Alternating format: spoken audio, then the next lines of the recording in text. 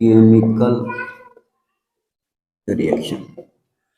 पहले देख लेते हैं केमिकल रिएक्शन के बारे में, उसके बारे में देखेंगे केमिकल इक्वेशन के बारे में। तो यह एक से ज्यादा प्रोडक्ट का फॉर्मेशन करेगा with unique chemical property, with new chemical property.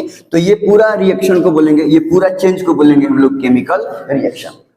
ठीक है, इसमें प्रोडक्ट का केमिकल प्रॉपर्टी रिएक्टेंट से, मतलब जो नया सब्सटेंस बना है उसका केमिकल प्रॉपर्टी जिससे वो नया सब्सटेंस बना है उस सब्सटेंस से बिल्कुल अलग होता है। मतलब मान लो कि ये ए बी सी, ये तीन सब्सटेंस में केमिकल रिएक्शन हुआ, तो डी और ई कुछ दो प्रोडक्ट का फॉर्मेशन हुआ। तो इसमें से किसी एक का, अगर मान लो कि हम डी के बारे में ही बात करेंगे, तो डी का प्रॉपर्टी ए के प्रॉपर्टी से भी मैच नहीं करेगा, बी के प्रॉपर्टी से भी मैच नहीं करेगा और सी के प्रॉपर्टी से भी मैच नहीं करेगा।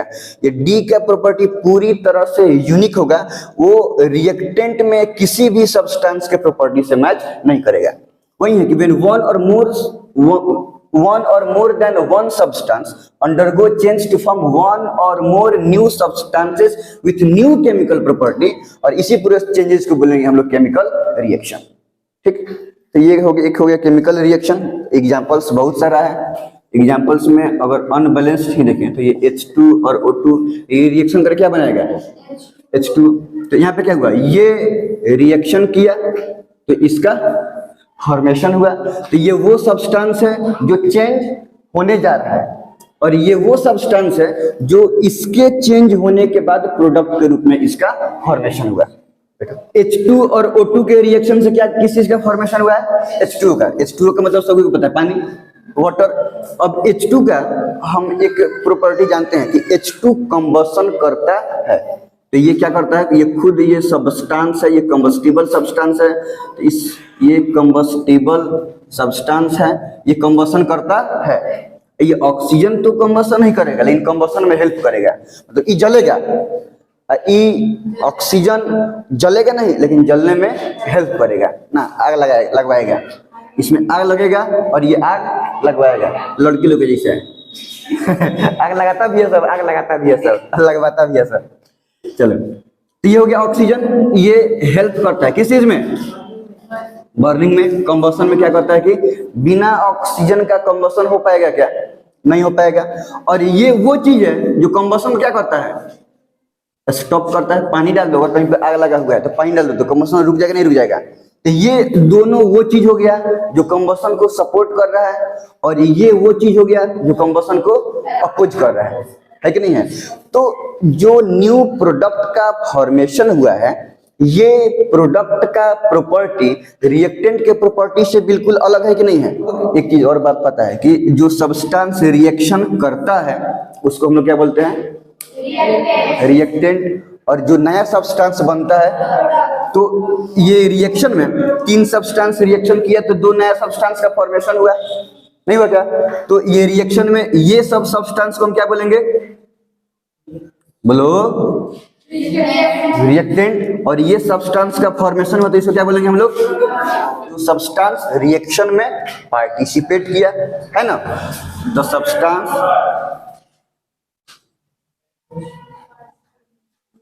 that participate in reaction।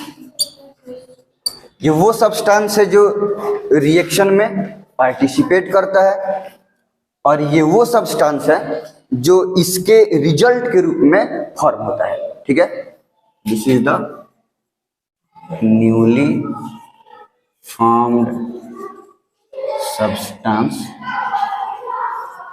After reaction. ये रिएक्शन के बाद जो नया नया सब्सटेंस का फॉर्मेशन हुआ रहता है, ये वो सब्सटेंस क्या हो गया, प्रोडक्ट। ठीक है, तो हम लोग ये केमिकल रिएक्शन में जो सब्सटेंस रिएक्शन किया वो रिएक्टेंट, और जो नया सब्सटेंस बना वो क्या हो गया, product. Steps of chemical reaction. अब केमिकल रिएक्शन में स्टेप कैसे, स्टेप बाय स्टेप वो इंसिडेंट होता है जिसमें कोई रिएक्टेंट रिएक्शन करके एक या एक से ज्यादा प्रोडक्ट का फॉर्मेशन होता है। देखो, हम लोग केमिकल रिएक्शन में पहले पढ़ चुके थे कि केमिकल रिएक्शन में कोई मॉलिक्यूल्स डायरेक्टली पार्टिसिपेट नहीं करता है, ये वो एटम है जो डायरेक्टली पार्टिसिपेट करता है किसमें, कोई भी केमिकल रिएक्शन में।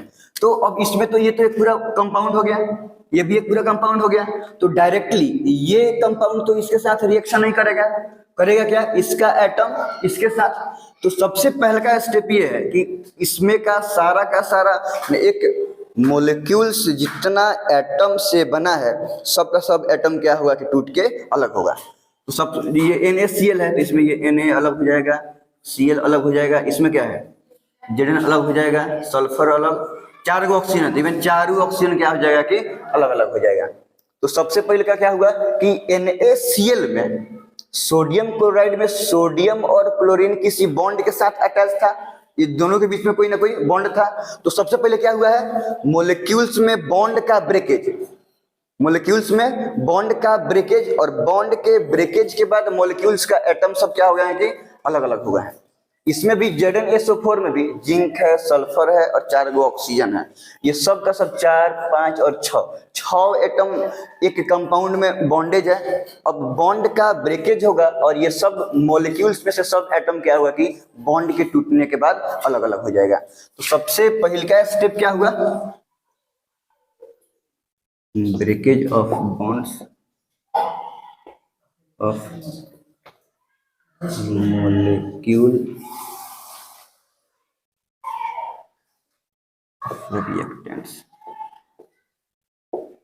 रिएक्टेंट्स में जो भी मॉलिक्यूल्स हैं उन मॉलिक्यूल्स के बॉन्ड का ब्रेक होना। तो सबसे पहले ये वाला काम होगा,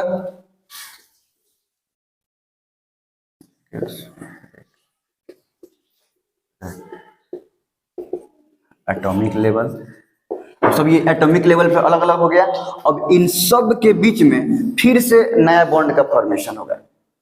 पहले जो बॉन्ड से ये मॉलिक्यूल्स बने हुए थे वो बॉन्ड तो टूट गया है, और टूटने के बाद सब मॉलिक्यूल्स एटॉमिक लेवल पे टूट चुके हैं। अब इन सब एटम्स के बीच में फिर से नया बॉन्ड का फॉर्मेशन होगा, रीअरेंजमेंट ऑफ एटम्स और then formation of new bond, formation of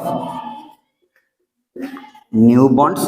अब इन सब एटम्स का रीअरेंजमेंट होगा, जैसे कि सोडियम है। अब मान लो कि ये तो अनबैलेंस्ड इक्वेशन है, बैलेंस किया हुआ नहीं है, तो यहाँ पे Na2 देखिए ना समझ, तब जब इसको बैलेंस करेंगे तो Na से ये 2 मोल रिएक्शन पार्टिसिपेट करेगा, ठीक है। ये सोडियम है, ये सल्फर है, ये ऑक्सीजन है, ये रीअरेंज होके इसका फॉर्मेशन करेगा, और इसमें से जिंक है, क्लोरीन है, ये रीअरेंज होके इसका फॉर्मेशन करेगा, ठीक है। तो एटम्स का रीअरेंजमेंट हुआ and then formation of new bond, इन सब के बीच में बॉन्ड का फॉर्मेशन होगा, और तब जाके क्या बन गया कि हमारा प्रोडक्ट का फॉर्मेशन हो गया, and then product is found.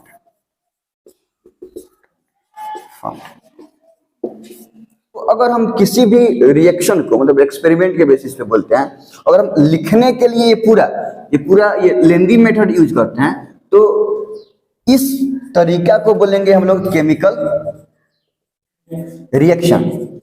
और इसी केमिकल रिएक्शन को शॉर्टकट में हम सिर्फ सिंबल और फॉर्मूला ये सब का यूज करके हम उसी केमिकल रिएक्शन को शॉर्टकट तरीका से रिप्रेजेंट कर दें, तो इसको बोलेंगे हम लोग केमिकल इक्वेशन। तो यहाँ पे लिखेंगे the short hand method of writing a chemical reaction by using symbols and formula is called chemical equation.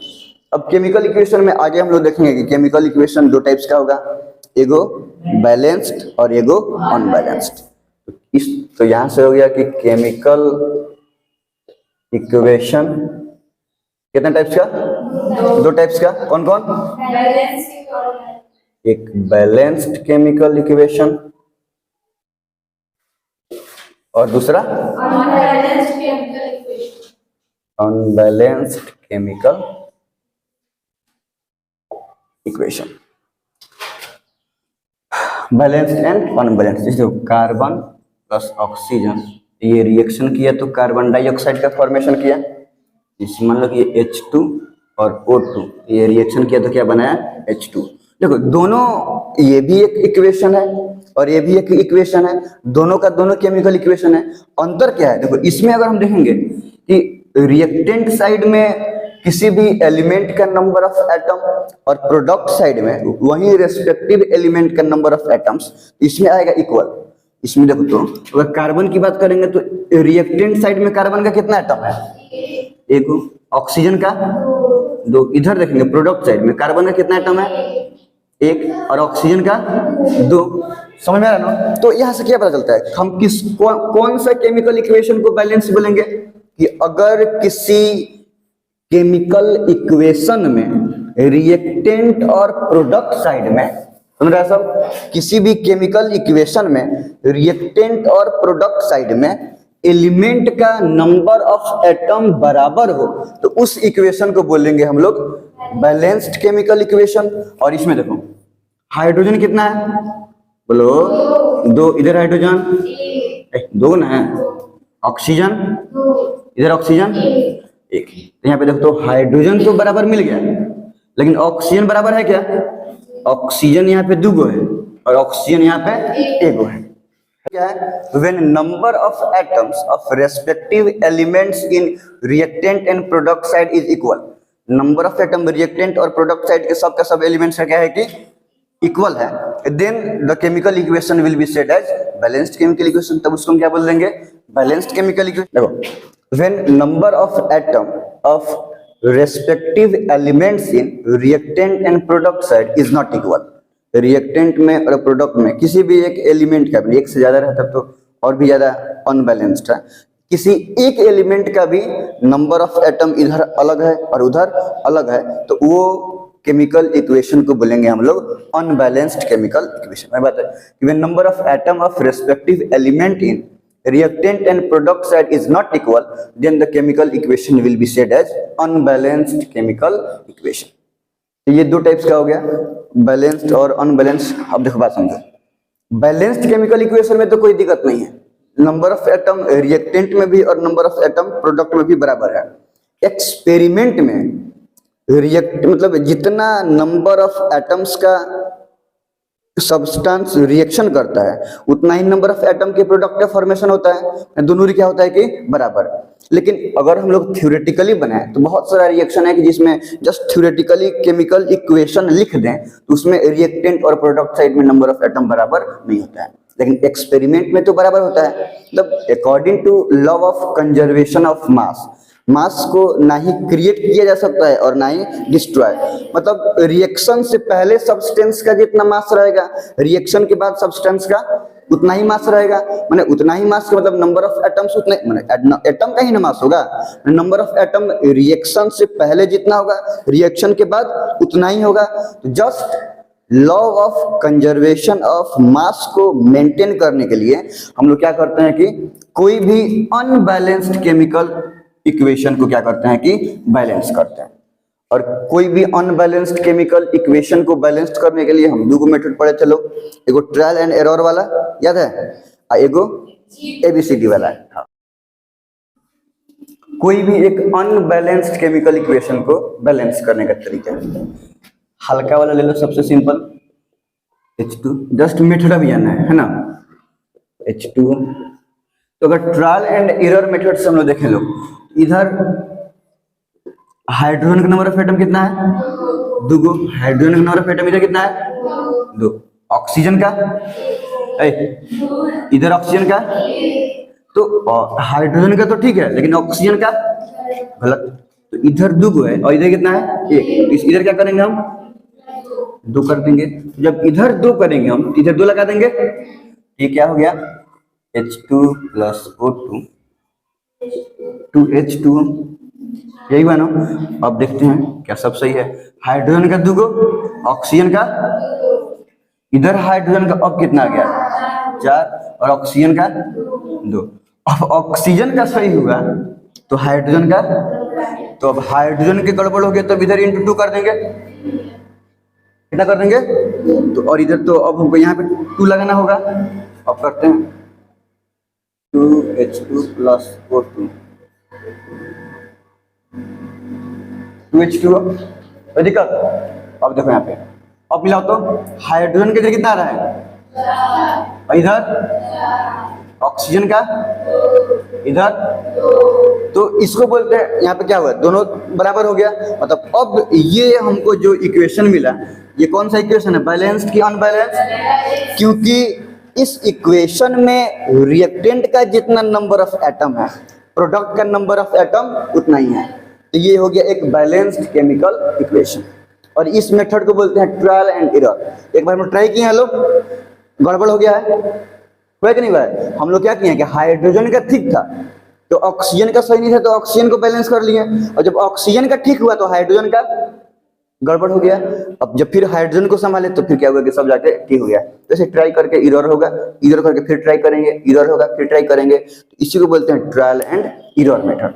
अब हम लोग देखेंगे लोग एबीसीडी। अब इसी केमिकल इक्वेशन को हम लोग एबीसीडी से क्या करते हैं, तो हम लोग क्या कर देंगे, इसको मानेंगे ए, ये हो गया, और ये हो गया सी, ठीक है। अब ये ए हुआ तो हम लोग क्या करते हैं कि एलिमेंट बाय एलिमेंट, माने इधर रिएक्टेंट के एलिमेंट का भी नंबर ऑफ एटम को बराबर करेंगे उधर के उसी एलिमेंट के नंबर ऑफ एटम से, ठीक है। तो अगर हम हाइड्रोजन की बात करेंगे तो हाइड्रोजन के लिए हाइड्रोजन का कितना एटम है, 2 into a is equal to, अब इधर का हाइड्रोजन से हम जाएंगे इधर के हाइड्रोजन पे, तो हाइड्रोजन का 2 into c, 2c, oxygen 2 into b, 2b is equal to, इधर का ऑक्सीजन 1 ही है ना, तो 1 इंटू सी, सिर्फ सी हो गया। अब इसके बाद है क्या कि जो एक बार से ज्यादा हो उसका वैल्यू हम अपने से क्या मान लेंगे कि किसी को अगर एक से ज्यादा भी, अगर ये ए बी सी डी में से एक से ज्यादा, मतलब जैसे मान लो कि ए भी 2 बार आया, बी 2 बार आया, तो किसी को भी 1 मान सकते हैं, उसमें कोई दिक्कत नहीं है। तो ए एक ही बार है, सी 2 बार है, नहीं, हम सी का वैल्यू क्या मान लेंगे 1, तो सी का वैल्यू हो गया 1, तो अब सी का वैल्यू 1 पुट करेंगे, 2a is equal to 2 into 1 put करेंगे तो कितना हो जाएगा, तो a is equal to 2/2, a is equal to कितना आ गया, यहाँ पे हम 1 पुट करेंगे ना, तो 2b इज इक्वल टू कितना आ गया, तो b इज इक्वल टू 1/2, अब इसका मेरा आ गया 1/2, अब ये 1/1 है, 1/1 1/2, अब होल नंबर में कन्वर्ट करना है, तीनों के डिनोमिनेटर के एलसीएम इतना से सबको मल्टीप्लाई कर देते हैं, कि अगर ये 1/1 है, ये भी 1/1 है, तो 1 2 1, तीनों का एलसीएम हो जाएगा 2, और ये सब को हम क्या करेंगे 2 से, तो ये कितना हो गया, a इज इक्वल टू 2 हुआ, b इज इक्वल टू 1 और c is equal to 2 put कर देंगे, क्योंकि मेरा क्या था H2 प्लस O2 H2, यही था ना। तो a is equal to 2, b is equal to 1 तो कुछ पुट नहीं करेंगे, और c इज इक्वल टू 2 तो कितना पुट कर देंगे 2। अब सीधे डायरेक्टली यहां से हमको एक अनबैलेंस्ड इक्वेशन से क्या मिल गया, बैलेंस्ड इक्वेशन। देखो ओवरऑल ये एक छोटा इक्वेशन है, तो हम लोग को लग रहा है कि ABCD वाला मेथड से थोड़ा टाइम ज्यादा लग गया है, लेकिन अगर कोई बड़ा इक्वेशन रहता तो बनाने में टाइम बहुत ज्यादा लगता है, और बीच में एरर का भी बहुत ज्यादा चांस रहता है, लेकिन ये ABCD वाला मेथड से बड़का से बड़का रिएक्शन भी बहुत कम टाइम में इजीली बन जाता है, वो भी एक्यूरेटली। तो ये वाला मेथड ज्यादा अच्छा लगता है हमको। चलो, तो rules for writing a chemical equation में हालांकि हम मैंडेटरी नहीं है, नहीं, रिएक्टेंट को हम लिखेंगे लेफ्ट हैंड साइड में और प्रोडक्ट को लिखेंगे हम लोग, हाँ, लेकिन अगर हम चाहें तो रिएक्टेंट को राइट हैंड साइड में और प्रोडक्ट को लेफ्ट हैंड साइड में लिख के एरो उल्टा कर देंगे तभी भी बात बन जाएगा, तो इससे कोई जरूरी नहीं है। तो मान लो कि हम लोग को ए और बी रिएक्शन करके सी और डी बना रहा है, तब ऐसे ही लिख सकते हैं एनोनिमस। तो ए और बी रिएक्शन किया तो यहाँ किस चीज का फॉर्मेशन किया, सी और डी का, ठीक है। तो मान लो कि हम इस साइड में लिख दिए किसका, रिएक्टेंट को, तो ये हमारा हो गया रिएक्टेंट, और ये हमारा क्या हो गया प्रोडक्ट। तो पहले का नंबर ये हुआ कि रिएक्टेंट को हम लिख रहे हैं लेफ्ट हैंड साइड में और प्रोडक्ट को लिख रहे हैं हम लोग राइट हैंड साइड में, जबकि मैंडेटरी ये नहीं है, चेंज भी कर सकते हैं। अगर रिएक्टेंट्स एक से ज्यादा हो तो बीच में प्लस साइन का यूज करेंगे, ठीक, add plus sign SING GN when number of reactants या प्रोडक्ट और प्रोडक्ट आर मोर देन 1। अगर एक से ज्यादा हो तो बीच में प्लस साइन का यूज करेंगे। इसमें भी क्या है, रिएक्टेंट दो है ना, तो बीच में लगा दिए प्लस और इसमें लगा दिए प्लस, ठीक, 3 गो रहता है तो प्लस देके इधर सी लिख देते हैं। रिएक्टेंट एक बार ज्यादा रहता है तो प्लस देके जो था उसको हम लिख देते हैं, ठीक है। तीसरी बात ये कि रिएक्टेंट से प्रोडक्ट के साइड में हम एक एरो लाइन डालेंगे कुछ इस तरीके से कि एरो हेड हमेशा प्रोडक्ट के साइड में रहेगा, ठीक। Put an arrow between reactant and product such that arrowhead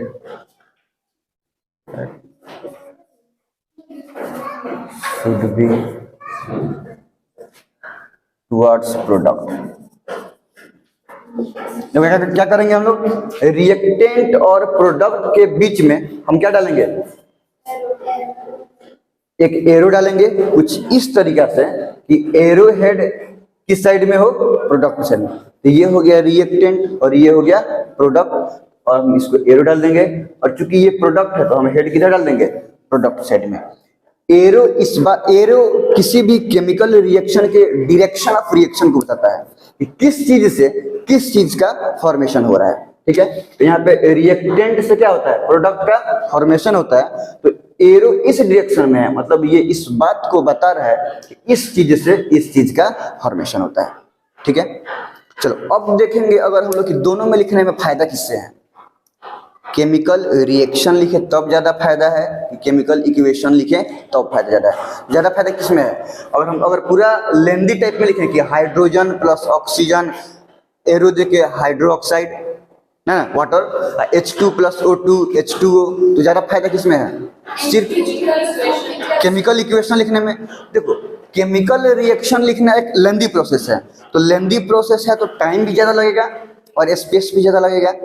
और जब केमिकल इक्वेशन लिखेंगे तो शॉर्टकट तरीका है, शॉर्ट हैंड मेथड है राइटिंग का। तो केमिकल इक्वेशन में हमारा टाइम बचता है और प्लस स्पेस भी बचता है। और दूसरा सबसे इंपॉर्टेंट डिफरेंस ये है कि केमिकल रिएक्शन जितना इंफॉर्मेशन को देता है उससे बहुत ज्यादा इंफॉर्मेशन को देता है एक केमिकल इक्वेशन। देखो केमिकल इक्वेशन लिखने का एडवांटेज, ठीक है। पहला नंबर बात कि अगर कोई भी हम केमिकल इक्वेशन लिखें H2 प्लस O2 H2O, ये तो अनबैलेंस्ड हो गया। अब इसको बैलेंस करें तो इसे लगा दिए, ये क्या हो गया, बैलेंस। तो एक तो हमको क्या बचता है, saves our time and space, time को और स्पेस को बचाता है। दूसरी नंबर बात ये कि chemical equation gives more information, बहुत ज्यादा हम लोग किसके बारे में बताता है, इंफॉर्मेशन के बारे में बताता है। अगर हम रिएक्शन लिखे हुए रहते तो क्या लिखते हैं, hydrogen plus oxygen hydro oxide बना, इसके अलावा कुछ पता चल रहा है क्या, वाह ये बस पता चल रहा है कि रिएक्टेंट कौन है और प्रोडक्ट कौन है। ये पता चल रहा है कि रिएक्टेंट में कौन कौन सा सब्सटेंस रिएक्शन किया, तो हाइड्रोजन और ऑक्सीजन रिएक्शन किया। ये पता चल रहा है कि H2O प्रोडक्ट का फॉर्मेशन हुआ है। इसके अलावा किसी चीज की जानकारी नहीं मिल रही है। लेकिन एक केमिकल इक्वेशन में देखो क्या पता चल रहा है, हम लोग को रिएक्टेंट और प्रोडक्ट के बारे में पता चल रहा है, नहीं चल रहा है क्या, रिएक्टेंट के बारे में पता चला और किस चीज के बारे में, प्रोडक्ट के बारे में पता चला।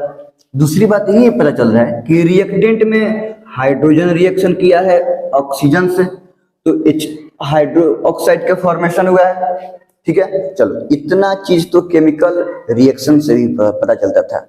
अब एक्स्ट्रा क्या पता चलता है कि एक्चुअली में जो हाइड्रोजन रिएक्शन किया है, ये हाइड्रोजन का मॉलिक्यूलर फॉर्मूला क्या होगा, ऑक्सीजन का मॉलिक्यूलर फॉर्मूला क्या होगा, और हाइड्रोक्साइड जो प्रोडक्ट का फॉर्मेशन हुआ है वो प्रोडक्ट का मॉलिक्यूलर फॉर्मूला क्या होगा, है कि नहीं है। तो बेनिफिट में हम लोग को मॉलिक्यूलर फॉर्मूला के बारे में पता चल रहा है, मॉलिक्यूलर फॉर्मूला के बारे में पता चल रहा है। दूसरी बात ये पता चल रहा है कि किसी भी एलिमेंट्स के मॉलिक्यूलर फॉर्मूला, जैसे हाइड्रोजन किया तो हाइड्रोजन का कितना एटम, मॉलिक्यूलर फॉर्मूला में हाइड्रोजन का कितना एलिमेंट है, सॉरी हाइड्रोजन का कितना एटम है, ऑक्सीजन का कितना एटम है, जो हाइड्रोक्साइड है इसमें हाइड्रोजन और ऑक्सीजन का कितना एटम है। तो किसी मोलिक्यूलर फॉर्मूला में प्रेजेंट एलिमेंट के नंबर ऑफ एटम्स के बारे में पता चला। दूसरा, number of atoms of element in a molecular formula. चलो, दूसरी बात ये पता चला कि जो रिएक्टेंट रिएक्शन किया है एंड जो प्रोडक्ट का फॉर्मेशन हुआ है, तो कितना मोल रिएक्टेंट रिएक्शन किया है और कितना मोल प्रोडक्ट का फॉर्मेशन हुआ है। जैसे इसमें देखो, इसमें 2 मोल हाइड्रोजन रिएक्शन किया है, 1 मोल ऑक्सीजन से, तो 2 मोल H2O का फॉर्मेशन हुआ है कि नहीं हुआ है। तो एक और चीज पता चला, नंबर ऑफ मोल्स के बारे में, वॉल्यूम के बारे में, एटम के बारे में बताइए। इसमें हाइड्रोजन में कितने एटम है? 2 गो 2 गो 4 गो है कि नहीं है? 4 एटम हाइड्रोजन का है, इसमें 2 एटम ऑक्सीजन का है, इसमें 2 एटम हाइड्रोजन का प्लस 1 एटम ऑक्सीजन का। एटम के बारे में पता चल रहा है, वेट के बारे में पता चलेगा। हाइड्रोजन का कितना मास? 4 ग्राम हाइड्रोजन रिएक्शन किया, ये ऑक्सीजन है ना, 16, 32 ग्राम ऑक्सीजन के साथ, तब जाके यहाँ पे कितना होगा? 4 ग्राम, ये कितना हुआ? ये हाइड्रोजन है ना, 2 ग्राम 2 4 ग्राम ऑक्सीजन रिएक्शन किया O2 32 ग्राम के साथ, तब जाके यहाँ पे 2 16 2 18 दूनी 36 ग्राम H2O का फॉर्मेशन हुआ। तो हमको वेट के बारे में पता चल रहा है, सब्सटेंस के मास के बारे में पता चल रहा है, वॉल्यूम के बारे में। 2 मोल है ना, तो 2 वॉल्यूम रिएक्शन किया, ये 1 volume oxygen and 2 volume H2O का फॉर्मेशन हुआ। एक एसटीपी पे, माने स्टैंडर्ड टेम्परेचर एंड प्रेशर पे, 1 मोल सब्सटेंस का वॉल्यूम होता है 22.4 लीटर, 22.4 लीटर। यहाँ पे दो मोल रिएक्शन कर रहा है ना, तो कितना वॉल्यूम हो जाएगा? 2 गुने 22.4 लीटर, और यहाँ पे सिर्फ 22.4 लीटर, तब जाके इतना H2O का फॉर्मेशन हो रहा है। तो एक केमिकल रिएक्शन से सिर्फ ये पता चलता था कि रिएक्टेंट क्या है, प्रोडक्ट क्या है, रिएक्टेंट में कौन कौन सब्सटेंस रिएक्शन करके और कौन से प्रोडक्ट का फॉर्मेशन किया है, इसके अलावा बाकी कुछ पता नहीं चलता था। जबकि केमिकल इक्वेशन में हमको इतने सारे चीज के बारे में पता चल रहा है। तो ओवरऑल केमिकल इक्वेशन लिखने से फायदा ज्यादा है, केमिकल रिएक्शन लिखने से घाटा ज्यादा है ना। देखो, characteristics of chemical equation. Chemical equation का कैरेक्टरिस्टिक्स मतलब कैसे पता चलेगा कि अगर कहीं भी सब्सटेंस रखा हुआ है तो उनमें केमिकल रिएक्शन हुआ है। मतलब कुछ तो होना चाहिए, कुछ तो फिजिकल सिम्टम होना चाहिए जिसको देख के हम ये बोल दे कि भाई हाँ केमिकल रिएक्शन हुआ है। और मान लो कोई 2 चीज है, हम कोई 2 चीज को मिला के रख दिए, अब थोड़ा देर बाद तो वैसे ही था, थोड़ा देर बाद देखें तो कुछ अलग तरीके से है, थोड़ा देर बाद देखें तो कुछ अलग तरीके से है। तो टाइम टू टाइम हम क्या देख रहे हैं कि उसमें चेंजिंग हो रहा है। उसमें चेंजिंग हो रहा है, क्या मतलब क्या हुआ कि उसमें केमिकल रिएक्शन हो रहा है। अब कोई एक चीज मान लो कि अगर एसिड है हमारे पास, और एसिड में मेटल हम मिला के और क्या किए कि उसको रख दिए, और देखें कि पहले जैसा है, थोड़ा देर बाद वैसा ही है, फिर थोड़ा देर बाद वैसा ही है, फिर थोड़ा देर बाद वैसा ही है। इसका मतलब क्या हुआ कि अगर पहले जैसा था अभी भी वो ऐसा ही है, उसमें कोई भी चेंजिंग नहीं हुआ है, वहां से कोई सिम्टम नहीं बदलता हुआ आ रहा है, इसके मतलब क्या हुआ कि उसमें रिएक्शन नहीं हुआ है ना। अगर रिएक्शन उसमें हुआ रहता तो कोई ना कोई तो चेंजिंग होता है ना। हालांकि ये अलग बात है कि एसिड मेटल के साथ रिएक्शन करता है तो प्रोडक्ट का फॉर्मेशन होगा। तो हम ये बोल रहे हैं कि जब भी कभी कहीं पे केमिकल रिएक्शन होगा तो कैरेक्टरिस्टिक्स के रूप में कुछ सिम्टम्स शो करता है, जिससे हम देख के पता कर सकते हैं कि हाँ भाई ये सब्सटेंस में केमिकल रिएक्शन हुआ है। जैसे कि क्या क्या हो सकता है, change in state of matter, matter के स्टेट में चेंज हो सकता है। मान लो कि अगर हम सब्सटेंस को ले रहे हैं, जैसे कि हाइड्रोजन ले लिए और ऑक्सीजन ले लिए, तो हाइड्रोजन भी क्या है, गैस, ऑक्सीजन भी क्या है, गैस, और हाइड्रोजन और ऑक्सीजन रिएक्शन किया तो क्या बनाया, H2O, और H2O का फिजिकल स्टेट क्या होगा, लिक्विड होगा कि नहीं होगा।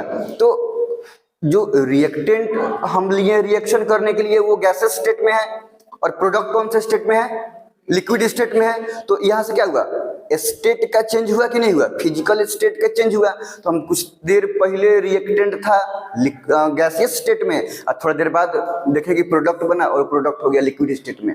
तो स्टेट का चेंज देख के हम आसानी से गेस कर लेंगे कि रिएक्शन हुआ है। दूसरा नंबर है चेंज इन टेम्परेचर, टेम्परेचर के बदलाव। मान लो कि कोई भी चीज मिलाकर रख दिए, थोड़ा देर पहले उसका कुछ टेम्परेचर था, थोड़ा देर बाद अगर हम बाद में उसको छू रहे हैं तो छूने पे अगर हमको गर्म महसूस हो रहा है, मान लो कि छूने पे क्या महसूस हो रहा है, गर्म, इसका मतलब ये हुआ कि गर्म महसूस हो रहा है, मतलब उसका टेम्परेचर बढ़ गया है, टेम्परेचर बढ़ गया है तब ना गर्म महसूस हो रहा है, मतलब उसमें केमिकल रिएक्शन हुआ है। अगर उसमें केमिकल रिएक्शन नहीं हुआ रहता उसके एटम के प्रॉपर्टी में कुछ इधर उधर नहीं हुआ रहता, उसका टेम्परेचर उतना ही क्या, उतना ही रहता, होता कि नहीं होता। लेकिन छूने पे गर्म हो रहा है, तो गर्म हो रहा है मतलब वो क्या हो रहा है कि उसके अंदर में रिएक्शन हो रहा है, तब ना टेम्परेचर बढ़ रहा है। या फिर छूने पे ठंडा महसूस हुआ, थोड़ी देर बाद छुए और ठंडा महसूस हुआ, मतलब उसमें रिएक्शन हो रहा है, तब हम छू रहे हैं तो वो हमारे हीट एनर्जी को ऑब्जर्व कर रहा है, जिसके चलते छूने पे हमको कैसा फीलिंग हो रहा है, ठंडा, मतलब उसका टेम्परेचर गिर रहा है। तो किसी भी रिएक्शन के टेम्परेचर बढ़ने से या टेम्परेचर घटने से भी हम आसानी से गेस कर सकते हैं ये सब्सटेंस में केमिकल रिएक्शन हुआ है या केमिकल रिएक्शन हो रहा है। तीसरा बात है इवोल्यूशन ऑफ गैस। मान लीजिए कोई सब्सटेंस है, कुछ नहीं हुआ, मैंने रिएक्शन नहीं हुआ है, अब कोई सब्सटेंस को मिला के रख दिए और थोड़ा देर बाद देखेंगे उसमें से अपने गैस इवॉल्व हो रहा है, ठीक है। तो ऐसे अपने मने तो गैस इवॉल्व नहीं होगा, जरूर उसके अंदर में क्या होगा, केमिकल रिएक्शन होगा, वो सब्सटेंस आपस में रिएक्ट करेगा, तब एक नया चीज, एक गैस का फॉर्मेशन हो रहा है, जिसके चलते वो गैस क्या हो रहा है कि ऊपर इवॉल्व हो रहा है। बहुत सारा रिएक्शन है जिसमें गैस का इवोल्यूशन होता है ना। अब वो ऑक्सीजन गैस का भी इवोल्यूशन हो सकता है, कार्बन डाइऑक्साइड गैस का भी इवोल्यूशन हो सकता है, हाइड्रोजन गैस का भी इवोल्यूशन हो सकता है। तो गैस के इवोल्यूशन से भी हम समझ सकते हैं कि वो सब्सटेंस में रिएक्शन हुआ है, क्योंकि अगर रिएक्शन नहीं हुआ रहता तो कोई भी गैस का इवोल्यूशन नहीं हुआ रहता। उसके बाद फॉर्मेशन ऑफ प्रेसिपिटेट। देखो प्रेसिपिटेट एक सॉल्यूशन का ही पार्ट है, मतलब एक प्रेसिपिटेट सॉल्यूशन का पार्ट नहीं है। प्रेसिपिटेट सॉल्यूशन में प्रेजेंट रहता है लेकिन वो सॉल्यूशन का पार्ट नहीं है, वो एक प्रोडक्ट ही है लेकिन सॉल्यूशन का पार्ट नहीं है। अगर प्रेसिपिटेट का डेंसिटी सॉल्यूशन के डेंसिटी से ज्यादा हो तो वो नीचे जाकर क्या होता है कि बैठ जाता है। तो प्रेसिपिटेट एक सॉलिड फॉर्म है, सॉल्यूशन में प्रेजेंट रहता है लेकिन सॉल्यूशन का पार्ट नहीं है, डेंसिटी ज्यादा होने के चलते वो सॉल्यूशन में नीचे जाकर बैठ जाता है, ठीक है। तो अगर पहले से मेरे पास कोई चीज अवेलेबल है, मिक्स करके रख दिए और थोड़ी देर बाद देखेंगे कोई सॉलिड सब्सटेंस का प्रेसिपिटेट के फॉर्म में नीचे बैठा हुआ है, तो हम यहाँ से देख के समझ सकते हैं कि उसमें रिएक्शन हुआ है, तभी जाके प्रेसिपिटेट का फॉर्मेशन हुआ है। Next, change in colour. Reaction से पहले हम देख रहे हैं कि कोई एक दो चीज को, तीन चीज को मिला के रख दिए हैं या कोई कंडीशन दे के छोड़ दिए तो कुछ और कलर है, थोड़ा देर बाद हम देखें कि कलर चेंज हो कुछ और हो गया। तो क्या बिना केमिकल रिएक्शन का उसके कलर में चेंजिंग होगा क्या? नहीं होगा ना। अपने मने अगर वो सब्सटेंस अपना कलर को चेंज कर रहा है मतलब गारंटी है कि उसमें केमिकल रिएक्शन हुआ है। तो ये कुछ कैरेक्टरिस्टिक्स, कुछ सिम्टम है जिनके बेसिस पे हम गेस कर सकते हैं कि सब्सटेंस में गारंटी है कि केमिकल रिएक्शन हुआ है। और वो क्या क्या है? स्टेट्स ऑफ मैटर में चेंज होना, रिएक्टेंट कोई और स्टेट में, प्रोडक्ट का फॉर्मेशन हुआ किसी और स्टेट में, टेम्परेचर में चेंजिंग होना, रिएक्शन अगर हुआ तो या तो टेम्परेचर बढ़ गया या टेम्परेचर घट गया, गैसेस का इवोल्यूशन होना, कार्बन डाइऑक्साइड हो, ऑक्सीजन हो, हाइड्रोजन हो, कुछ भी हो, प्रेसिपिटेट का फॉर्मेशन होना या फिर कलर में चेंजिंग होना। कुछ रिएक्शन है उसको देख लीजिए जो इन सब में होता है। जैसे कि फॉर एग्जांपल एक नंबर में क्या है? Change in state of matter. जैसे देखो हम एग्जांपल दे चुके हैं, हाइड्रोजन रिएक्शन करता है किससे? ऑक्सीजन से, H2O बनाएगा। हाइड्रोजन क्या है? गैस। ऑक्सीजन मतलब ये मेरा पूरा का पूरा रिएक्टेंट्स कौन सा स्टेट में है? और यहाँ पे क्या बना है? तो ये कौन से स्टेट में है कि नहीं है? तो यहाँ पे क्या हुआ? स्टेट का कन्वर्जन हुआ। तो यहाँ से हम गेस कर लेंगे कि यहाँ पे क्या हुआ है कि कोई भी सब्सटेंस में केमिकल रिएक्शन हुआ है, मतलब ये दोनों में केमिकल रिएक्शन हुआ है, तब ना इसका फिजिकल स्टेट क्या हुआ? कन्वर्ट होके गैस से बन गया लिक्विड, ठीक। हाइड्रोजन और क्लोरीन सेम यही बात है, हाइड्रोजन और क्लोरीन रिएक्शन किया तो क्या बनाया HCl। वैसे ही हाइड्रोजन भी गैस है और क्लोरीन भी गैस है, ये पूरा का पूरा रिएक्टेंट कौन से स्टेट में है, गैसियस स्टेट में। और जो HCl का फॉर्मेशन हुआ ये कौन से स्टेट में, लिक्विड। मतलब इतना तो है ना कि कहीं ना कहीं ये दोनों में केमिकल रिएक्शन हुआ तब जाके फिजिकल स्टेट में कन्वर्जन हुआ, माने गैस से कन्वर्ट हो गया कौन से स्टेट में, लिक्विड स्टेट में। ये कुछ एग्जांपल है जहां से हम समझ सकते हैं कि इस मैटर के स्टेट में चेंजिंग हुआ मतलब केमिकल रिएक्शन हुआ, चेंज इन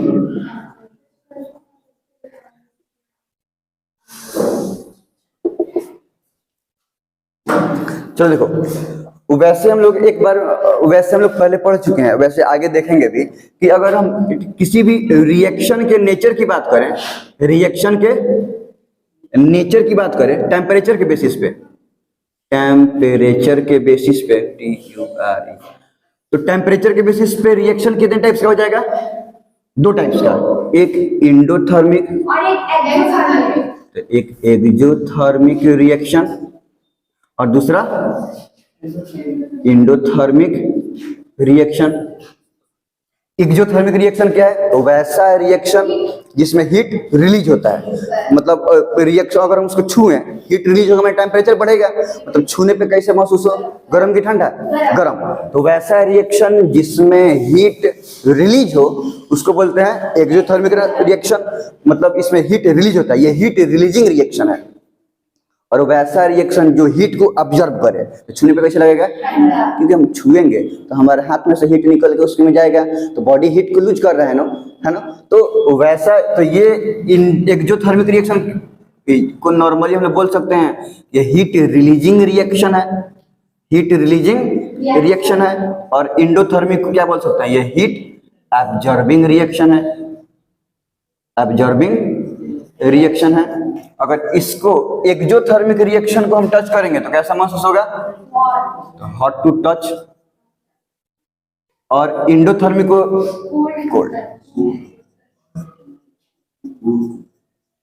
चलो, तो अब वही बात है कि चेंज इन टेम्परेचर, अगर किसी भी रिएक्शन के टेम्परेचर में चेंज होगा, टेम्परेचर बढ़ेगा चाहे टेम्परेचर घटेगा, तो हम क्या बोलेंगे कि उस सब्सटेंस में रिएक्शन हुआ है। कुछ एग्जांपल देखो,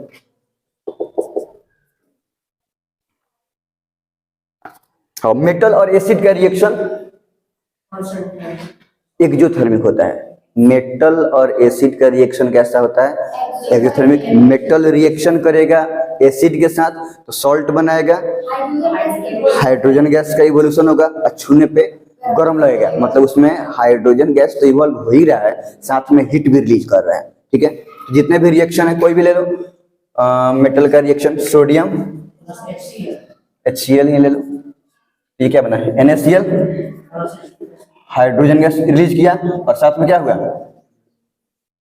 हीट रिलीज किया। तो अगर हम प्रोडक्ट को छुएंगे तो प्रोडक्ट को छूने पे कैसा महसूस होगा, क्योंकि इसमें क्या हो रहा है, हीट। इस रिएक्शन को कौन सा रिएक्शन बोलेंगे हम, इंडोथर्मिक की एक्सोथर्मिक, एक्सोथर्मिक रिएक्शन। कुछ इंडोथर्मिक देख लिया जाए। नाइट्रोजन गैस रिएक्शन करता है ऑक्सीजन गैस के साथ, तो नाइट्रोजन मोनोऑक्साइड का फॉर्मेशन होता है। ये रिएक्शन होता है मोटर व्हीकल में, गाड़ी में, इंजन में, तो मोटर व्हीकल के इंजन में ये रिएक्शन होता है। तो वैसे ऑटोमेटिक अपने से नाइट्रोजन गैस ऑक्सीजन गैस से रिएक्शन नहीं करेगा, वो रिएक्शन तब करेगा जब क्या मौजूद रहेगा, हीट। तो ये रिएक्शन हीट के प्रेजेंस में हो रहा है, हीट नहीं है तो रिएक्शन नहीं होगा। तो वैसा रिएक्शन जो हीट को ऑब्जर्व करे तब जाके प्रोडक्ट का फॉर्मेशन करे, इस टाइप के रिएक्शन को हम क्या बोलेंगे, इंडोथर्मिक रिएक्शन, क्योंकि ये हीट को ऑब्जर्व कर रहा है, और हीट ऑब्जर्व करने वाले रिएक्शन को हम क्या बोलते हैं, इंडोथर्मिक रिएक्शन। ठीक है, तो ये सब वो रिएक्शन है जिसमें टेम्परेचर का चेंज होता है। इसमें टेम्परेचर बढ़ जाएगा क्योंकि एक्सोथर्मिक नेचर का है, और इसमें टेम्परेचर घट जाएगा क्योंकि ये इंडोथर्मिक नेचर का है। इवोल्यूशन ऑफ गैस, बहुत सारा वैसा रिएक्शन है जिसमें गैस इवॉल्व होता है, जैसे कि अभी जस्ट हम लोग देखे लोग एक्सोथर्मिक वाला, वही वाला सेम कोई भी मेटल रिएक्शन किया किसी भी एसिड के साथ तो सॉल्ट का फॉर्मेशन हुआ और हाइड्रोजन गैस इवॉल्व हुआ। मतलब हीट तो रिलीज हुआ ही, लेकिन क्या हुआ कि साथ में हाइड्रोजन गैस क्या हो रहा है कि इवॉल्व हो रहा है। तो क्या है चलो, तो ये वैसा रिएक्शन है जिसमें हाइड्रोजन गैस प्रोडक्ट में क्या हो रहा है कि रिलीज हो रहा है, हाइड्रोजन गैस इवॉल्व हो रहा है। तो यहाँ से हाइड्रोजन गैस के इवोल्यूशन को देख के हम समझ सकते हैं कि इनमें क्या हुआ है कि केमिकल रिएक्शन हुआ है। अच्छा, हाइड्रोजन गैस का इवोल्यूशन कैसे पता करेंगे हम? ऑप्शन से हल्का सा माचिस जला के उसके लेके जाएंगे उसके ऊपर, क्योंकि हाइड्रोजन गैस का प्रॉपर्टी है ये एक्सप्लोजन के साथ कंबशन करता है। कल हम लोग देखे थे लोग कि हाइड्रोजन गैस कंबशन करता है और ऑक्सीजन कंबशन में हेल्प करता है, था कि नहीं था? तो हाइड्रोजन गैस क्या होता है? कंबशन करता है, और हाइड्रोजन गैस जब कंबशन करेगा तो एक्सप्लोजन के साथ कंबशन करेगा। तो ये अलग बात है कि चूंकि हाइड्रोजन गैस का अमाउंट कम होता है इसलिए हल्का सा पॉप करके रह जाता है। अगर हाइड्रोजन गैस का अमाउंट बहुत ज्यादा रहे तो बम बन जाएगा हाइड्रोजन बम। इवोल्यूशन। एक चीज और था, कैल्शियम कार्बोनेट, याद है तुम लोग को? लाइमस्टोन वाला कैल्शियम कार्बोनेट को हम लोग हीट करेंगे तो क्या बनेगा? Calcium oxide, carbon dioxide. हो रहा है कि नहीं हो रहा है? तो इस रिएक्शन में क्या हो रहा है? कैल्शियम कार्बोनेट को हीट करने पे कैल्शियम ऑक्साइड तो बन रहा है, इसमें हीट रिलीज हो रहा है कि नहीं हो रहा है? तो ये रिएक्शन में भी हीट का क्या होता है कि इवोल्यूशन होता है, नहीं था क्या? सॉरी, कैल्शियम कार्बोनेट को हीट करेंगे, कैल्शियम कार्बोनेट को हीट करेंगे तो कैल्शियम ऑक्साइड बनाएगा और कार्बन डाइऑक्साइड गैस का क्या होगा कि इवोल्यूशन होगा। तो ये वो रिएक्शन है जिसमें गैस का इवोल्यूशन हो रहा है। इसमें हाइड्रोजन गैस का इवोल्यूशन हुआ और इसमें कार्बन डाइऑक्साइड का, किसी किसी रिएक्शन में ऑक्सीजन गैस का। फॉर्मेशन ऑफ नेक्स्ट क्या है हमारा? प्रेसिपिटेट। प्रेसिपिटेट के बारे में अभी हम लोग देखे लो कि ये सॉलिड कंपोनेंट है, सॉल्यूशन में प्रेजेंट रहेगा लेकिन सॉल्यूशन का पार्ट ये नहीं है। डेंसिटी ज्यादा होने के चलते नीचे जाके बैठ जाएगा कंटेनर में। और जैसे देखो यहाँ पे PbNO3 लीड नाइट्रेट रिएक्शन कर रहा है पोटेशियम आयोडाइड से, तो पोटेशियम नाइट्रेट और पोटेशियम नाइट्रेट और लीड आयोडाइड का फॉर्म हो रहा है कि नहीं हो रहा है? PbI2 लीड आयोडाइड का फॉर्मेशन हो रहा है। तो ये अगर एरो ऊपर की तरफ है इसका मतलब ये हुआ कि वो गैस बन के क्या हो रहा है कि इवॉल्व कर रहा है, गैस बन के उड़ जा रहा है। और अगर एरो नीचे की तरफ है मतलब प्रेसिपिटेट बन के नीचे जाके बैठ जा रहा है। तो ये एरो है नीचे की तरफ, इसका मतलब ये हुआ कि लीड आयोडाइड के प्रेसिपिटेट का फॉर्मेशन होगा। तो इस रिएक्शन में ये वाला हो गया प्रेसिपिटेट। तो प्रेसिपिटेट का फॉर्मेशन हो रहा है कि नहीं हो रहा है? येलो प्रेसिपिटेट का फॉर्मेशन होगा, इसमें येलो प्रेसिपिटेट का फॉर्मेशन होगा। ये क्वेश्चन पूछता है कि अगर ऐसा रिएक्शन हुआ तो प्रेसिपिटेट का फॉर्मेशन इसमें से कौन सा प्रेसिपिटेट होगा, या फिर ये प्रेसिपिटेट का कलर क्या होगा? ठीक है, तो कौन से रंग का प्रेसिपिटेट का फॉर्मेशन होगा? येलो। और प्रेसिपिटेट कौन सा बनेगा? Lead iodide. दूसरा वाला ये है कि बैरियम क्लोराइड रिएक्शन करेगा सल्फ्यूरिक एसिड के साथ, तो बैरियम सल्फेट बन रहा है और हाइड्रोजन क्लोराइड बन रहा है, मतलब हाइड्रोक्लोरिक एसिड बन रहा है। ये तो खैर एसिड है, यहाँ पे इस चीज का क्या हो रहा है कि प्रेसिपिटेट का फॉर्मेशन हो रहा है। मतलब तो इस रिएक्शन में प्रेसिपिटेट का फॉर्मेशन हुआ कि नहीं हुआ? समझ में आ रहा है ना? ये व्हाइट प्रेसिपिटेट है, मतलब ये व्हाइट प्रेसिपिटेट होता है उजला रंग का, नीचे जाके बैठ जाएगा। तो ये दोनों रिएक्शन में हम लोग क्या देखे लोग कि जब भी रिएक्शन हो रहा है तो प्रोडक्ट के साथ एक प्रेसिपिटेट बन के सॉल्यूशन में नीचे बैठ जा रहा है। तो ये सब वो रिएक्शन है जिसमें प्रेसिपिटेट का फॉर्मेशन होता है। नेक्स्ट, चेंज इन कलर, ये भी इंपॉर्टेंट है। ये कुछ वो रिएक्शन हुआ है, ये सब कुछ वो रिएक्शन हुआ है जिसमें रिएक्टेंट का कलर कुछ और रहेगा और प्रोडक्ट का कलर कुछ और रहेगा। तो अगर इतना रिएक्टेंट को मिक्सअप करके हम छोड़ देंगे तो बाद में क्या देखेंगे, जो प्रोडक्ट बना और प्रोडक्ट का कलर कुछ नया है, कुछ दूसरा है, कलर क्या हुआ कि चेंज हो गया। तो कलर चेंज होने से देख के हम आइडिया लगा सकते हैं कि इसमें क्या हुआ है कि केमिकल रिएक्शन हुआ है। तभी ना केमिकल रिएक्शन हुआ है, तभी ना जाके इसका कलर का क्या हुआ है कि कन्वर्ट हो गया है, कलर चेंज हो गया है। तो इसमें अगर हम रिएक्टेंट की बात करें तो ये सब एक साथ रिएक्टेंट का कलर क्या रहेगा? ऑरेंज, इसमें रिएक्टेंट का कलर रहेगा ऑरेंज, और जब रिएक्शन हो जाएगा तो ये पूरा प्रोडक्ट का कलर क्या हो जाएगा, ग्रीन। अगर इसकी बात करें हम तो इसमें ये पूरा रिएक्टेंट का कलर क्या रहेगा, रिएक्शन से पहले हम देख रहे हैं कि रिएक्टेंट कौन सा कलर में है, पर्पल कलर में है, और पर्पल कलर के बाद ये हाँ कहीं कहीं कलरलेस, कहीं कहीं लाइट पिंक, मतलब थोड़ा सा पिंकिश टाइप रहेगा, ठीक है। हाँ उसका स्वेटर है, दांत चेहरे लगे। तो यहाँ पे क्या हो रहा है, रिएक्टेंट का कलर कुछ और रिएक्शन के बाद कलर कुछ और, हुआ कि नहीं हुआ। अगर हम इसकी बात करेंगे तो ये वाला रिएक्शन से पहले कौन सा कलर में रहेगा, ये पर्पल कलर में,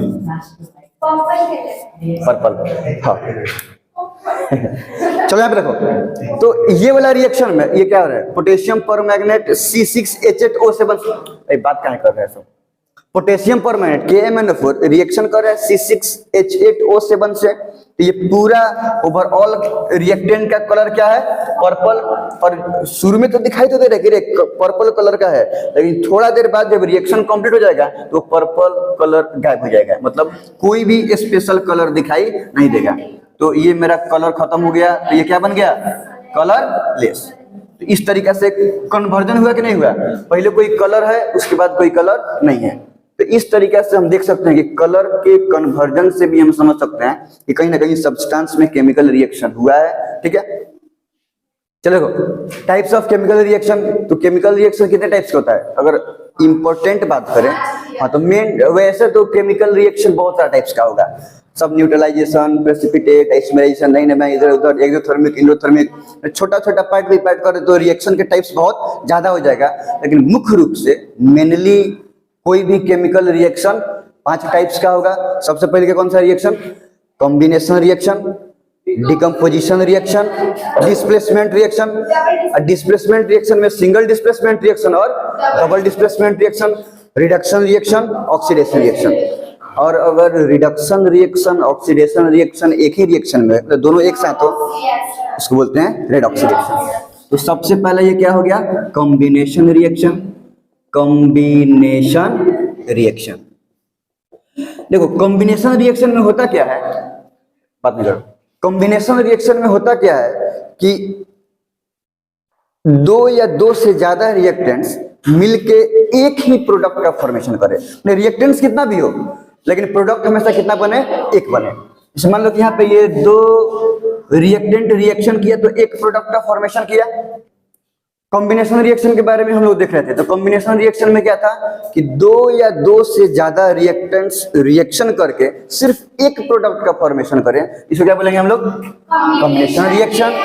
यहाँ पे 2 प्रोडक्ट मिलके, 2 रिएक्टेंट मिलके एक प्रोडक्ट का फॉर्मेशन किया तो कौन सा रिएक्शन हुआ, अगर ये 2 से ज्यादा भी हो सकता है, मान लो कि 4 को मिलके एक प्रोडक्ट का फॉर्मेशन किया तो ये भी कौन सा रिएक्शन, कॉम्बिनेशन रिएक्शन। जैसे कि अभी हम लोग देखें लो कि हाइड्रोजन और क्लोरीन क्या बना रहा था, HCl। बोलो यहाँ पे रिएक्टेंस कितना है, प्रोडक्ट कौन सा रिएक्शन, H2 + O2, ये क्या बना रहा था, H2O। रिएक्टेंट कितना है, प्रोडक्ट कौन सा रिएक्शन। तो कोई भी रिएक्शन, जस्ट रिएक्शन को पता करना है कि भाई ये सब दिया हुआ है, ऑप्शन में पूछते हैं कि ऑप्शन दे देगा 4 गो, ये कौन सा रिएक्शन है, तो इसमें से कौन सा ये रिएक्शन है। तो रिएक्शन पहचानना ही है ना।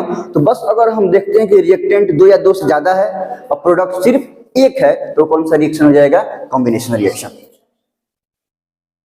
उसके बाद decomposition reaction. Decomposition reaction combination reaction का एकदम उल्टा है। अगर जैसे कि यही वाला है H2O है, अब इसमें इलेक्ट्रिसिटी हम पास करें तो इलेक्ट्रिसिटी के प्रेजेंस में ये H2O कन्वर्ट हो जाएगा जिस चीज से बना हुआ है।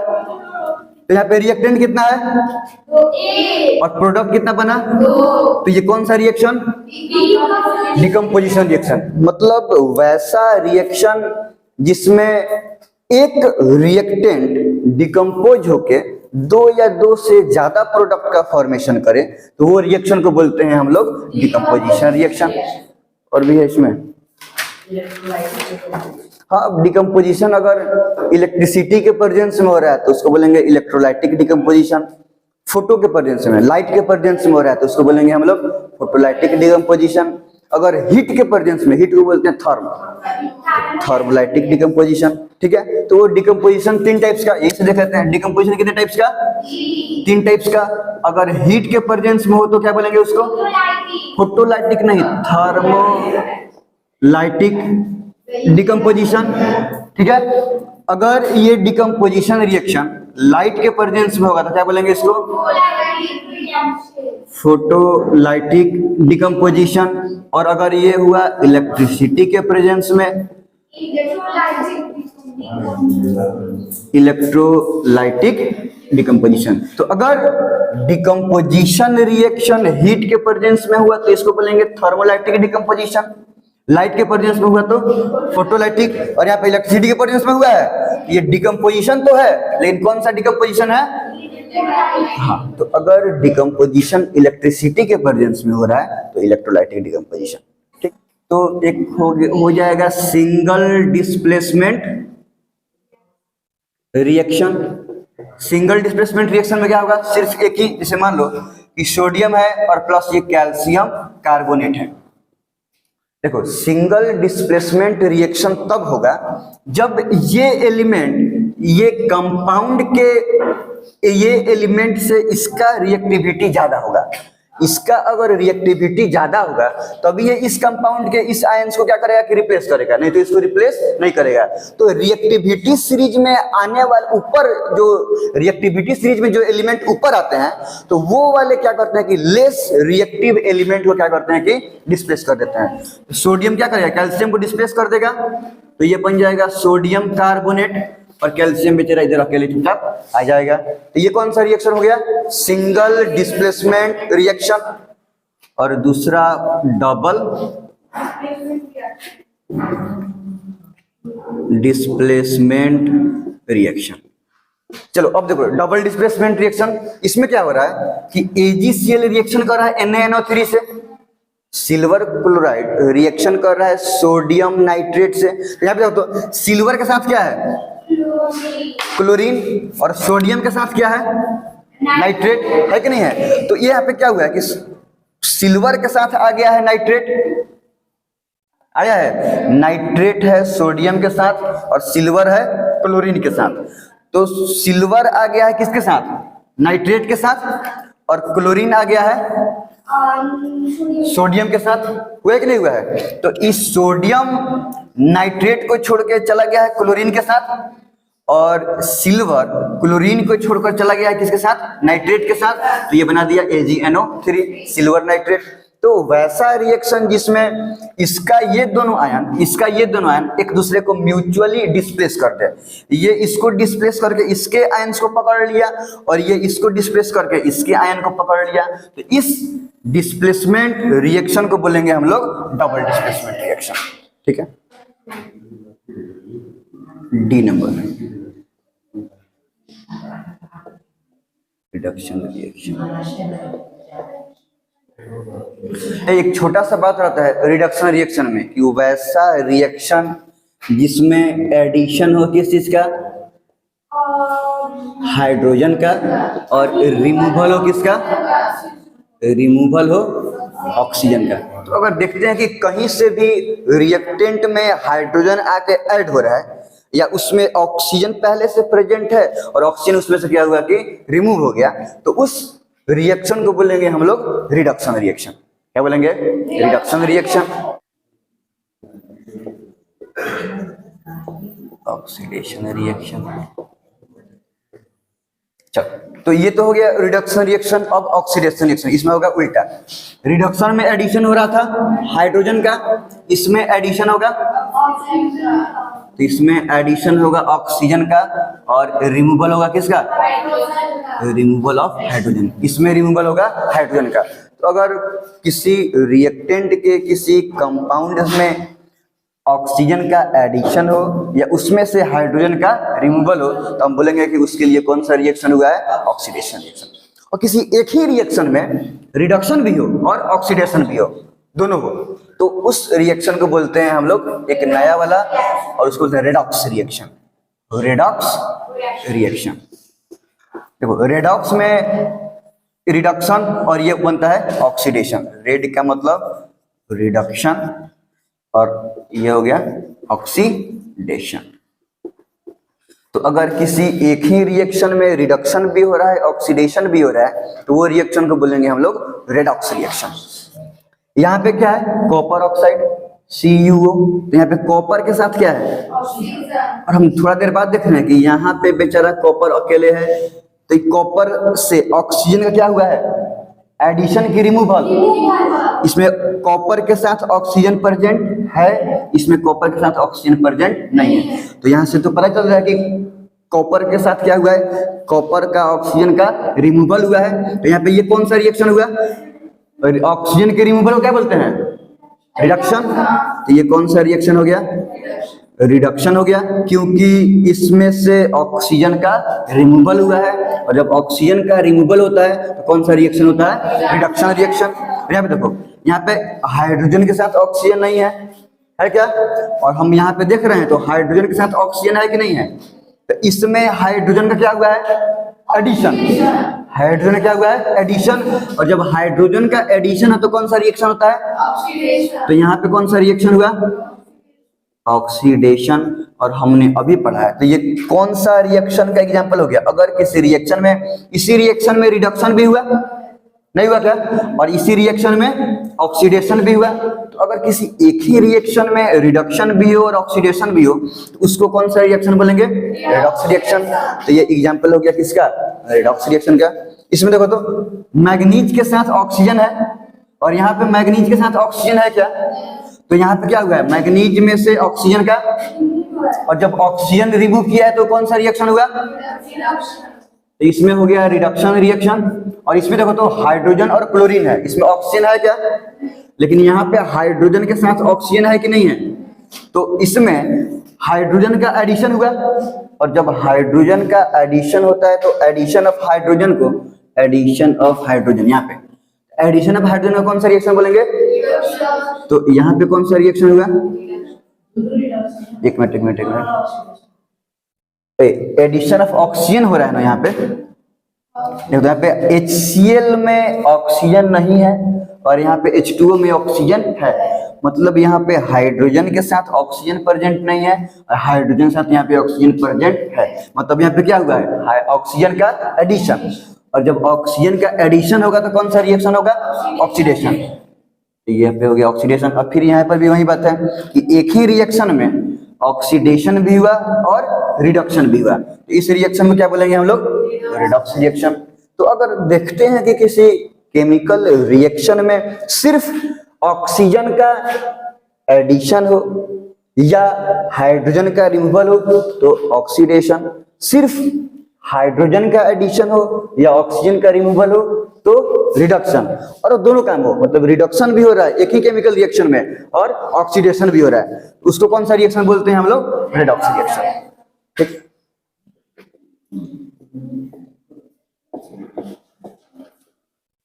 देखो कंबसन भी एक रिएक्शन ही है। तो ये वो रिएक्शन है जिसमें कोई भी कंबस्टिबल सब्सटेंस, मतलब वो सब्सटेंस जिसमें कंबसन होता है उसे बोलेंगे कंबस्टिबल सब्सटेंस। जैसे कि पेपर हो गया, लकड़ी हो गया, कार्बन हो गया, ये सब कौन सा सब्सटेंस हो गया, मैंने जो भी बर्न करता है, जलता है, कंबसन होता है, वो हो गया कंबस्टिबल सब्सटेंस। तो किसी भी, कोई भी सब्सटेंस जब ऑक्सीजन के साथ रिएक्शन करेगा और ऑक्सीजन के साथ रिएक्शन करके एनर्जी को प्रोड्यूस करे और साथ में कार्बन डाइऑक्साइड को रिलीज करे तो वो रिएक्शन को क्या बोलेंगे हम लोग, कंबसन रिएक्शन, है ना। The reaction in which a substance reacts with oxygen to produce energy and carbon dioxide is released, this reaction is called combustion reaction. कोई भी कार्बन है, कार्बन ऑक्सीजन के साथ क्या किया, बर्न किया, कार्बन में हम यहाँ पे ले सकते हैं, कार्बन कोल हो सकता है, तो यहाँ पे क्या हुआ, कार्बन डाइऑक्साइड का प्रोडक्शन हुआ कि नहीं हुआ, और फिर यहाँ पे हीट रिलीज हुआ, तो ये हीट एनर्जी के फॉर्म में हीट रिलीज हुआ और कार्बन डाइऑक्साइड इवॉल्व किया कि नहीं किया, तो ये कौन सा रिएक्शन हो जाएगा, कंबसन। कहीं भी कोई भी सब्सटेंस, जैसे कि हम लोग खाना को खाते हैं लोग, जो रेस्पिरेशन होता है, तो रेस्पिरेशन में क्या होता है, हम लोग का ग्लूकोज ऑक्सीजन के प्रेजेंस में ब्रेक करेगा तो एनर्जी रिलीज होगा और कार्बन डाइऑक्साइड एनर्जी रिलीज होगा एटीपी के फॉर्म में, और कार्बन डाइऑक्साइड भी प्रोड्यूस होगा। वही ना कार्बन डाइऑक्साइड को हम लोग एक्सपायर करते हैं, है कि नहीं है? तो रेस्पिरेशन भी कौन सा रिएक्शन है? कंबसन ही है, क्योंकि वहां पर भी एनर्जी रिलीज हो रहा है। कहीं भी कोई लकड़ी जल रहा है, कोई भी चीज ऑक्सीजन के प्रेजेंस में रिएक्ट किया, एनर्जी रिलीज हुआ और कार्बन डाइऑक्साइड भी प्रोड्यूस हुआ, तो वो रिएक्शन क्या बोलेंगे हम लोग? Combustion reaction. ठीक, अब कंबसन होने के लिए तीन चीज इंपॉर्टेंट है, मतलब अगर तीन चीज प्रेजेंट रहेगा तभी जाके कंबसन होगा। तो कंबसन के लिए required condition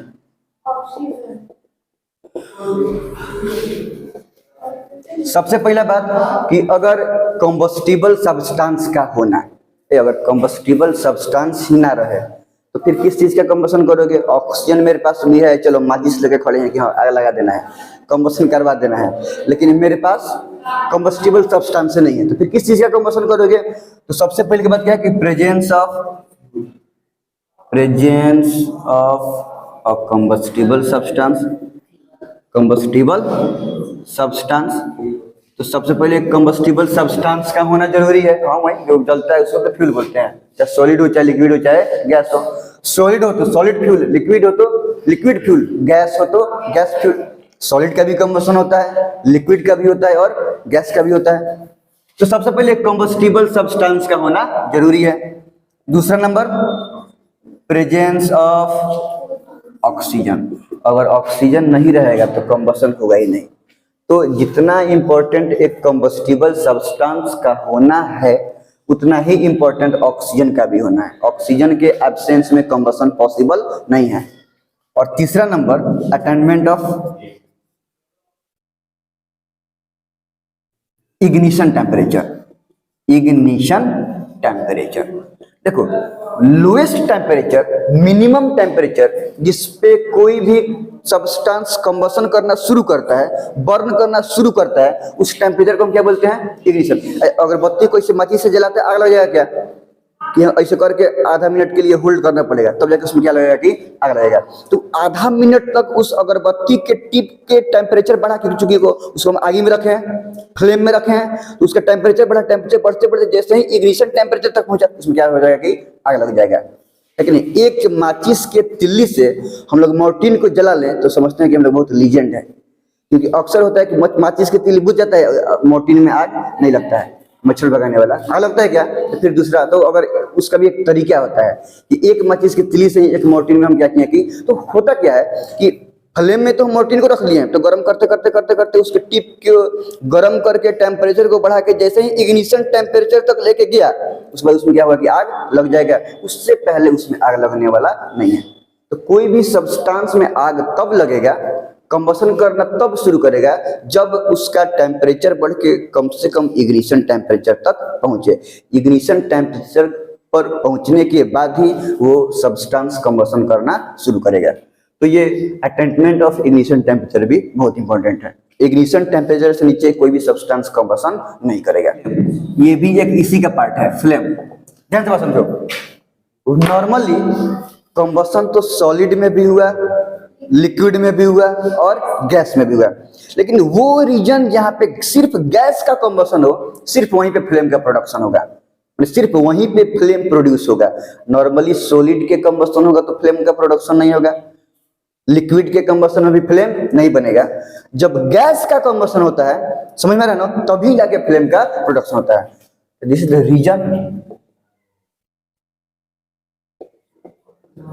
where combustion of gases takes place। वो रीजन जहां पे गैसेस का कंबसन होता है वहीं पे क्या होता है कि फ्लेम का प्रोडक्शन होता है। अब कैंडल में भी हम लोग को लगता है कि हम बत्ती जला दिए तब जाके क्या हुआ कि फ्लेम बना, तो वो बत्ती जल रहा है, लेकिन एक्चुअली में होता है कि जब हम बत्ती जलाएं तो कैंडल तो पूरा का पूरा क्या है? वैक्स। जब कैंडल में क्या होता है? कैंडल पूरा का पूरा क्या है? वैक्स, जो कि कौन से फॉर्म में रहता है? सॉलिड फॉर्म में रहेगा। हम जलाएंगे तो वैक्स क्या होगा? पिघलेगा। तो वैक्स पिघल के अब क्या बन जाएगा? लिक्विड। और ये लिक्विड लालटेन में क्या होता है? लालटेन के बत्ती को हम डालते हैं अंदर में, तो वो पूरा का पूरा बत्ती में स्मॉल स्मॉल पोर्स होता है, स्मॉल, उस पूरा पोर्स को बोलते हैं कैपिलरी। तो वो कैपिलरिटी एक्शन से पूरा का पूरा मतलब नीचे का मिट्टी तेल सन के ऊपर आता है, सीम उठा के नीचे से क्या होता है कि ऊपर आता है, समझ में आ रहा कि नहीं रहा है। तो वैसे ही ये वैक्स लिक्विड बत्ती में नीचे से क्या होगा कि सीम उठा के ऊपर आएगा, और जब फिर लिक्विड में तो हम हीट तो फिर फिलहाल फर्दर लगा ही रहे हैं, तो अब ये लिक्विड कन्वर्ट होगा किस चीज में, वेपर में, चल रहा है। तो ये लिक्विड कन्वर्ट हो गया किस चीज में, वेपर में, और फिर फर्दर हम हीट करेंगे तो अब कंबशन किस चीज का होगा, वेपर का। तो जब वेपर का कंबशन होगा तब जाएगा किस चीज का प्रोडक्शन होगा, फ्लेम का, ठीक है। तो यहाँ पे इतना, भले ये चीज बहुत कम देर में हो जाता है, लेकिन इतना सारा काम होता है कि पहले हीट करने पे वैक्स का कन्वर्ट होना वैक्स लिक्विड में, फिर कैपिलरिटी एक्शन से ये लिक्विड उसके बत्ती से होते हुए ऊपर आता है, फिर वो लिक्विड वैक्स वेपर में कन्वर्ट होगा, और फिर ये वैक्स वेपर का जब कंबशन होगा तब जाके क्या होगा कि फ्लेम का प्रोडक्शन होगा। और हम लोग पढ़े हैं कि फ्लेम में कितना रीजन होता है, 3 गो रीजन होगा। बाहर वाला को क्या बोलते हैं हम लोग, आउटर जोन, बीच वाला को मिड जोन चाहे मिडिल जोन, और सबसे अंदर वाला को नीचे कर लीजिए, इनर जोन। ध्यान से बात समझो, ये जो आउटर जोन है, बात समझा पे। अब ये आउटर जोन है, ये आउटर जोन क्या है कि ये एटमॉस्फेयर से सबसे ज्यादा एक्सपोज में है, तो इसको सफिशिएंट अमाउंट में ऑक्सीजन मिलेगा। जब सफिशिएंट अमाउंट में ऑक्सीजन मिलेगा तो इसमें कौन सा कंबशन होगा, कंप्लीट की इनकम्प्लीट ना। ऑक्सीजन के अवेलेबिलिटी के हिसाब से कंबशन 2 टाइप का, कंप्लीट कंबशन और इनकम्प्लीट। अगर ऑक्सीजन सफिशिएंट अमाउंट में है तो कंप्लीट कंबशन होगा, कार्बन डाइऑक्साइड गैस प्रोड्यूस होगा, ज्यादा हीट एनर्जी प्रोड्यूस होगा।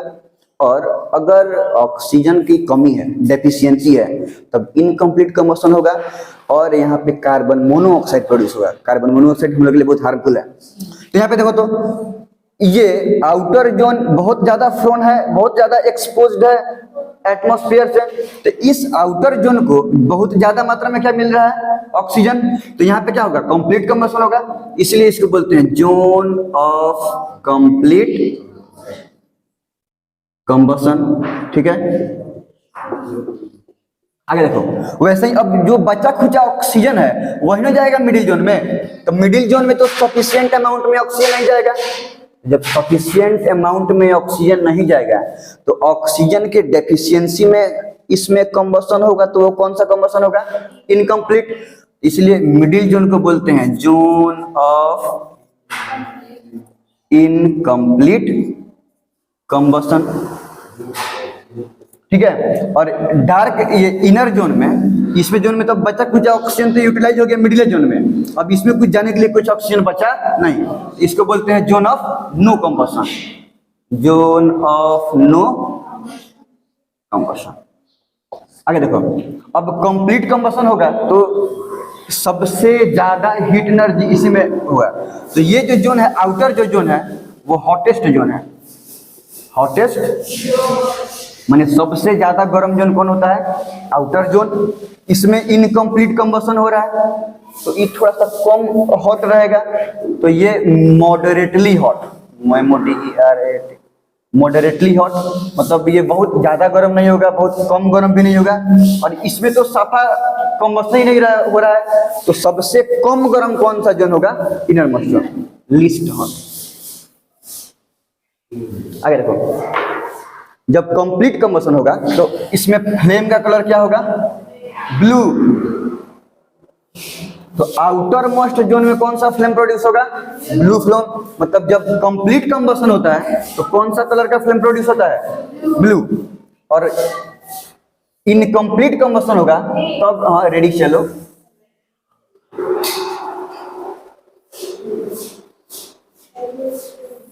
जब इनकम्प्लीट कंबशन होता है तब तो फ्लेम का कलर क्या रहता है, रेडिश येलो, ठीक है। और इसमें तो कुछ है ही नहीं है, इसमें तो कंबशन हो ही नहीं रहा है, इसलिए इसको बोलते हैं डार्क जोन। क्या बोलते हैं इसको, डार्क जोन। तो इनर जोन को एगोरी जोन बोलते हैं, क्या बोलते हैं, डार्क जोन। और इसमें फ्लेम का कलर कुछ नहीं, ये ब्लैक रंग का होता है। ये जोन कौन सा कलर का होता है, ब्लैक कलर का होता है। तो चूंकि इसमें कोई कंबशन नहीं हुआ है तो ये कौन सा जोन से बोलेंगे हम लोग, डार्क जोन। एक बात ध्यान रखना कि ब्लू में और रेड फ्लेम में, रेड फ्लेम से देखो इसमें कंप्लीट कंबशन हो तो हीट ज्यादा रिलीज हुआ है, लेकिन इसमें लाइट रिलीज कम होगा। और इसमें इनकम्प्लीट कंबशन हुआ तो हीट कम रिलीज हुआ, लेकिन इसमें लाइट रिलीज ज्यादा होगा। तो आउटर जोन में ब्लू फ्लेम होगा, हीट ज्यादा होगा, लेकिन लाइट कम होगा, इसलिए आउटर जोन को हम नॉन ल्यूमिनस जोन भी बोलते हैं। नॉन ल्यूमिनस जोन, ये उतना ज्यादा चमकीला नहीं होता, ये उतना ज्यादा नहीं चमकता है। लेकिन मिडिल जोन में हीट तो कम है क्योंकि इनकम्प्लीट कंबशन हुआ है, लेकिन रेड या येलो फ्लेम होने से लाइट ज्यादा प्रोड्यूस होगा, इसको हम लोग ल्यूमिनस जोन भी बोलते हैं, लुमिनस जोन। और ये तो पता है कि इसमें तो कुछ है ही नहीं, इसको कौन सा जोन बोलेंगे हम लोग, डार्क जोन। कौन सा जोन बोलेंगे, डार्क जोन। तो ये हो गया हमारा कंबशन। कभी कभी आता है कि ऑक्सीडेशन से घाटा क्या क्या है, तो ऑक्सीडेशन से तो बेनिफिट्स तो बहुत सारा है। घाटा के रूप में हम लोग देखते हैं, डिसएडवांटेज के रूप में एक तो वो कोरोजन होना, वो जो लोहा हुआ पे जो क्या होता है कि अपर लेयर आयरन ऑक्सीजन के साथ रिएक्शन कर लेता है, समझ में आ रहा ना, तो वो रस्ट बन गया, और रस्ट बन गया तो जंग अपर लेयर क्या होता है कि आयरन का क्रूड होके निकल जाता है, अपर लेयर रिमूव हो जाता है, घाटा बहुत ज्यादा है। मशीन में तो जहाँ पे फैक्ट्री या इंडस्ट्री है तो मशीन को हमेशा रिप्लेस करना पड़ता है नया मशीन से, वो इसलिए कि कोई लेबर रिस्क ना हो, प्रोडक्टिविटी ज्यादा हो, समझ में आ रहा है। तो इसके चलते मतलब मिलियंस बिलियंस रुपया क्या होगा खर्च होता है, क्योंकि बहुत महंगा मशीन होता है और बहुत ज्यादा अमाउंट में होता है, बहुत ज्यादा वेटेज में होता है। तो ये एक घाटा है ऑक्सीडेशन का। और दूसरा है रेंसिड, खाना का खराब हो जाना, तो वो भी खाना का बासी हो जाना, खराब हो जाना भी वो एक कैरेक्टरिस्टिक्स स्मेल से पता चलता है कि हाँ भाई खाना रेंसिड हो गया है, खाना खराब हो गया है ना, तो वो भी एक ऑक्सीडेशन का घाटा है। हालांकि रेंसिड होने से तो हम बचा नहीं सकते हैं, लेकिन कुछ देर के लिए प्रोलॉन्ग कर सकते हैं। खाना को हम फ्रिज में रख दिए तो वैसे करके बहुत सारा तरीका है जहां से हम लोग क्या कर सकते हैं कि फूड को रेंसिड होने से बचा सकते हैं, प्रोटेक्ट कर सकते हैं।